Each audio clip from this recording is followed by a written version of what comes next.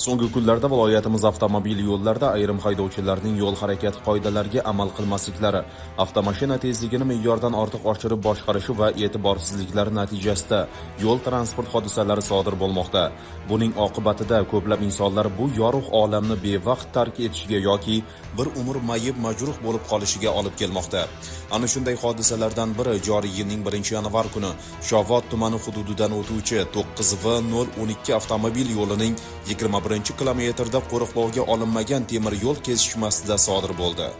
Joriy yilning 1-yanvar kuni soat 14:50 chamasida Shovot tumani Bo'rachi mahallasi, Chamoljon Atanas mahallasi hududida o'tgan mahallaviy ahamiyatga molik 90V012 avtomobil yo'lining 21-kilometrida 1995-yilda tug'ilgan Cobalt rusumli transport vositasi haydovchisi Shovot Urganch yo'nalishida boshqarib kelib, qo'riqlanmaydigan temir yo'l kesishmasida yo'l harakati qoidalarining 116-117 bandi talablari, ya'ni svetofor ishoralari hamda yo'l belgilari talablariga rioya qilmasdan 422-kilometr piket 031 yo'nalish 124 reysda harakatlanib kelayotgan poyezd yo'nalishiga yo'l bermasdan svetoforning taqiqlovchi qizil ishorasida harakatlanish natijasida 124 sonli reysda harakatlanayotgan poyezd bilan to'qnashuv natijasida yo'l transport hodisasi sodir bo'lgan.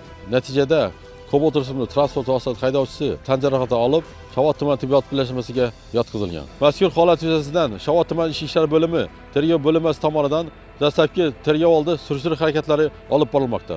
Mana ko'rib turganingizdek, Shovot tumani hududidan o'tgan mahallaviy ahamiyatga molik 90V012 avtomobil yo'lining 21-kilometrida qo'riqlanmaydigan temir yo'l kesmasida ko'ngilsiz yo'l transport hodisasi sodir bo'ldi.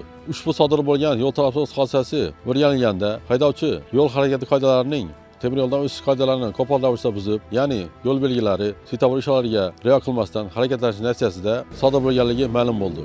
Shu o'rinda barcha yo'l harakati ishtirokchilaridan hamda haydovchilardan temir yo'ldan o'tish qoidalariga qat'iy rioya qilishlari hamda yo'l harakati qoidalarining barcha bandlari talablariga qat'iy rioya qilishlarini so'rab qolamiz. Zero yo'l qoidasi umr foydasidir.